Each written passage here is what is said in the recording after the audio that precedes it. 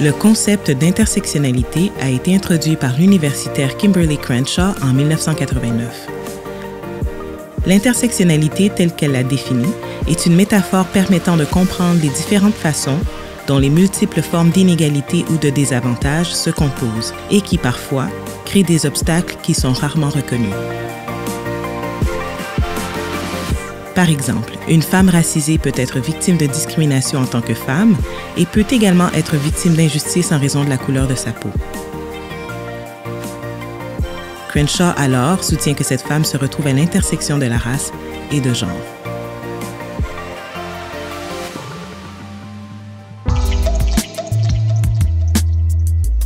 Introduit en 1990 par l'activiste Anishinaabe Albert McLeod, le terme Two-Spirit ou bispiritualité en français est communément utilisé comme terme parapluie pour distinguer les Premières Nations et peuples autochtones d'Amérique du Nord des allochtones. The existence of the Two-Spirit identity offers non-heteronormative identifying Indigenous peoples the ability to move away from a colonial perspective and reappropriate their gender, sexual, and spiritual identity. And although the Two-Spirit concept is relatively new, it allows them to reconnect with the terms used by their ancestors, as many words and traditions have been lost due to colonialism. Bien avant la création de l'acronyme LGBTQ+, les communautés autochtones ont toujours reconnu l'existence des êtres de la diversité sexuelle et de genre, les honorant pour leurs différentes qualités qualifiées de sacrées. Certes, dû au génocide des peuples autochtones perpétué pendant plusieurs générations, de nombreuses histoires et traditions ont été effacées. Today, not all First Nations are comfortable using the term Two-Spirit. It is important, however, to understand that Indigenous peoples have many ways, with regards to their respective teachings and traditions, to embrace different expressions of sexual, gender, and spiritual diversity, which cannot always be described using the English or French language. Parlons aujourd'hui de bispiritualité. My name is Malus, and it is a name that was given to me by my late grandfather, and I'm 41 years of age. I grew up in a community called the Cree Nation of Mysticini, so it's in northern Quebec. It's a small town of 4,000 today, but back then there were about 2,500 when I was born. And there were plenty of First Nations people, and non-Native people weren't that many back then. And I grew up knowing that I was different. I realized I was different when I was 4 or 5 years old. And that's when I started watching television, and video hits on CBC actually had Boy George on TV singing. And I used to think to myself, is that how I'm going to end up like? Is that who I'm going to be when I grow up?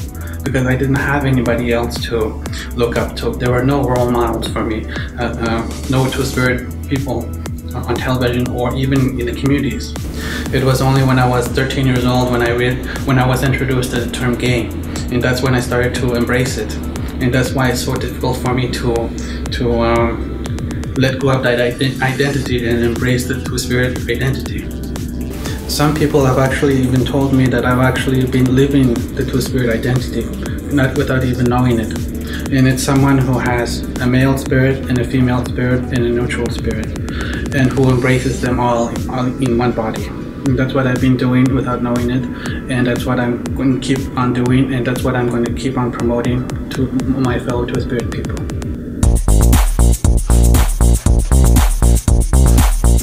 When the Europeans arrived many years ago, 500 years ago, they brought in a religion that completely decimated the Two-Spirit people. The Two-Spirit people went into hiding, and since then, all the teachings that the Two-Spirit people had have been lost. And because of the strength that the Christianity had taken place in First Nations communities, the Two-Spirit people had difficulty trying to maintain their identity. So as of today, we're trying to get things going, trying to dig up things from the past. For non-Indigenous people to use Two-Spirit term to identify themselves is actually incoherent, mainly because the Two-Spirit term is actually more than just spiritual. It's more than just identity. It's more than just a person. It's actually embodying many spirits: male spirit, female spirit, and the neutral spirit. And these are actually terms that First Nations people have had many years before the arrival of Europeans. And now that the Europeans have come in and they want to use that term, is actually incoherent. It's Demawits, the whole thing. So this is something that I carry with me when I represent Two-Spirit people, because these are actually more powerful than my own words. So this is a medicine pouch, native medicine pouch, done by hand. But I use it as a tobacco pouch. These little tobacco pieces were given to me by elders from powwows that I've gone to. The reason why they were given to me is because I identified myself as a Two-Spirit person, and they were impressed that Two-Spirit people were actually taking part in powwows. The Two-Spirited LGBTQ people back home are actually at the state where we still are looking for a sense of belonging. We still don't have that recognition, but we're getting there. We've had our Grand Chief Abel Bosom actually recognize that Two-Spirit people, LGBTQ people exist in the Cree community, and that they're trying to do more to recognize and help people who struggle with their identities. So it's quite recent that our movement is actually taking place. I recently joined Two-Sim. It's a foundation called Two-Spirit in Motion Society. The work is actually, they're trying to do is to promote and defend Two-Spirit people across Canada, mainly using existing inquiries such as the missing and murdered Indigenous women and girls and Two-Spirit people. There are certain aspects in that report that Two-Sim is actually promoting and will actually use to help Two-Spirit people. Je m'appelle Félicia Tremblay, j'ai 33 ans. Je suis un parent homoparental, je suis aussi une autrice, compositrice, interprète et puis je travaille pour Fierté Montréal comme directrice diversité et relations communautaires. Ma nation à moi, de laquelle je viens mais dont je n'ai pas grandi dans l'ensemble, c'est la nation Cherokee Freedman. Alors Cherokee Freedman, on a des descendants directs de la lignée d'esclaves et puis aussi de Cherokee, Première Nation. Two-Spirit identity is often seen as an umbrella term for all LGBTQ+ Indigenous people, and it is. I mean, I think it was created for the Indigenous people to be able to reappropriate part of their Two-Spirit identity, but it's important to remember that every nation has their different language and also their different words to explain what we know as being Two-Spirit is. So it's important not to forget that even though it's an umbrella term, it was just kind of a first step of the reappropriation of the Indigenous identity. And there's a lot more to it, so I encourage you to look into that. Fait qu'il y a beaucoup de gens qui vont se demander c'est quoi un terme parapluie.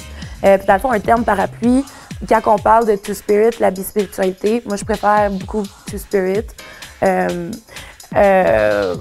c'est ça, en fait, c'est pour englober ce que nous, en langue colonisatrice, qui est l'anglais ou le français, on identifierait comme les acronymes LGBTQIA+. Two-Spirit, ça l'engloberait une partie de ce qu'on s'imagine représenter tous ces acronymes-là, sans nécessairement être obligé de s'y définir. To me, what Two-Spirit identity means, it's pretty simple. Like all my life, I've kind of been maybe searching or running from different terms to define who I am as a person in my sexual and gender identity. Two-Spirit, what it means for me is how I've always described myself without just having that label. So I feel that in me I have two energies that are very distinct but at the same time are part of one. And we could say masculine or feminine, but in the indigenous culture, what we mean mostly is more about sun and moon. It's not necessarily a gender-wise. So what it means to me is having both energies in one identity and to be comfortable with that and to give myself permission to express it how I feel and how I wish. Moi, personnellement, étant une personne qui n'a pas grandi dans ma communauté, c'était assez difficile le chemin que j'ai dû parcourir pour me réapproprier des petits bouts de mon identité puis justement me sentir à l'aise d'utiliser un terme autochtone Première Nation pour me représenter. Puis le moment que je l'ai entendu pour la première fois et que je me suis aussi acceptée en tant que Two-Spirit, que j'ai su que c'était mon identité, c'était avec des personnes autochtones. Donc à ce moment-là, je travaillais dans le domaine de l'intervention et puis j'étais avec des personnes autochtones d'un peu partout. Et puis j'ai entendu le terme Two-Spirit. Quelqu'un me dit « T'es-tu là, Two-Spirit, toi aussi? » Puis j'ai fait « Attends une minute, ça me parle beaucoup. » Parce qu'avant de connaître le terme, je m'étais toujours identifiée comme une personne ayant ces deux énergies dans un. Donc j'ai entendu ça, puis ça a juste fait du sens. It's very important to have an indigenous word to explain expression of sexual and gender diversity. Although, even though when we speak of Two-Spirit, it's not an indigenous word. It was created by indigenous people in a colonizer settler language, which is English. It's still not an indigenous term, you know? That's why it's important, like lots of people differently in their nation. Some words still exist and are known of the nation and others are being lost, but that's why it's important, you know, for every Two-Spirit person in their nation who feels comfortable to do it, to go through their own research and to kind of bring back that association with their lineage and the representation of what it is to be Two-Spirit. Ça serait vraiment inapproprié qu'une personne non autochtone utilise le terme Two-Spirit ou bispirituel pour se définir. Le but que ce mot-là ait été créé quand même, qu'il soit en anglais, en français, c'est vraiment pour que les peuples autochtones puissent se réapproprier ce qui leur a été volé. Et puis, pour une personne non autochtone, de se définir encore Two-Spirit, bispirituel, ça serait encore de voler quelque chose qui ne nous appartient pas. Il faut respecter que toutes les cultures ont leur terme, ont leur tradition, tout ça. Puis, si t'es pas autochtone puis que t'aimes la culture autochtone, tant mieux, tu peux la respecter. Tu peux même en faire partie si on t'y invite, mais tu peux pas te l'approprier. Les couches de pression que vivent les personnes Two-Spirit peuvent ressembler beaucoup, dans certains sens, à ce que vivent l'oppression que vivent les personnes noires, racisées, LGBTQIA+. Par contre, ajoute tout le volet de ce que vivent les Autochtones encore aujourd'hui à travers le génocide et la colonisation. Je pense qu'il n'y aurait pas assez de mots, en fait, pour expliquer.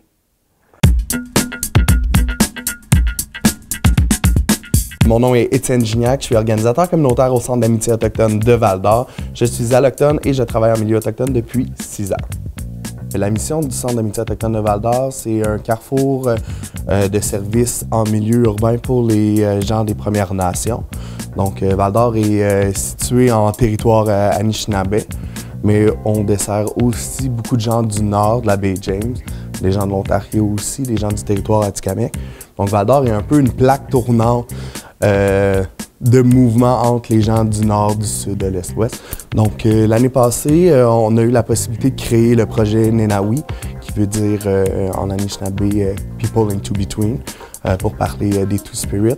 Donc, ce projet-là est un projet créé pour faire de la prévention de la prostitution chez les jeunes autochtones de 15 à 25 ans, principalement pour les hommes. Mais avec la subvention qu'on a reçue, on a pu créer un groupe pour les Two-Spirit, un groupe majoritairement constitué de femmes et de personnes non binaires. Donc, c'est important de prendre la voix des personnes en bas qui n'ont pas nécessairement souvent, parce que quand tu viens déjà que tu viens d'un milieu autochtone, que tu es une personne issue de la diversité sexuelle ou de genre, tu es souvent moins écouté dans un monde blanc. Donc, c'est important de faire aller ces gens-là de l'avant, de leur donner le plein pouvoir sur ce projet-là. Donc, c'est autant un projet qu'on va... c'est plus un safe space présentement, un endroit... on a tous les mercredis soirs, dans le fond, sont consacrés pour les personnes issues de la diversité sexuelle ou de genre, ou les parents, les alliés. pour faire en sorte de créer un lieu, un sentiment d'appartenance au centre des gens, parce que plus qu'on est nombreux, plus qu'on soutient, plus qu'on va de l'avant aussi, plus qu'on se sent épaulé et fort aussi. Donc c'est un projet qu'on a réussi à créer un partenariat avec Lac-Simon, avec la communauté Anishinaabe de Lac-Simon. Parce que souvent, c'est la communauté Anishinaabe la plus proche de Val-d'Or à une demi-heure. Donc, on rejoint aussi beaucoup de personnes du Lac-Simon qui viennent chercher des services. Donc, c'était essentiel pour nous de créer des partenariats avec les communautés autour. C'est important pour nous, au Centre d'amitié autochtone de Val-d'Or, de faire en sorte que les gens puissent aller sur le chemin de la guérison, le Red Path, en montrant aussi qu'est-ce qui se fait ailleurs au Canada ou avec les différentes nations à travers le Québec, le Canada. C'est sûr qu'au Québec, c'est plus difficile présentement parce qu'il y a 400 ans de colonisation au Québec, donc souvent les enseignements ou les savoirs Two-Spirit sont moins présents ou sinon sont plus dissimulés. Donc pour nous, c'est de faire en sorte que les gens s'identifiant comme Two-Spirit à Val-d'Or puissent aller de l'avant et se sentir fiers de qui ils sont.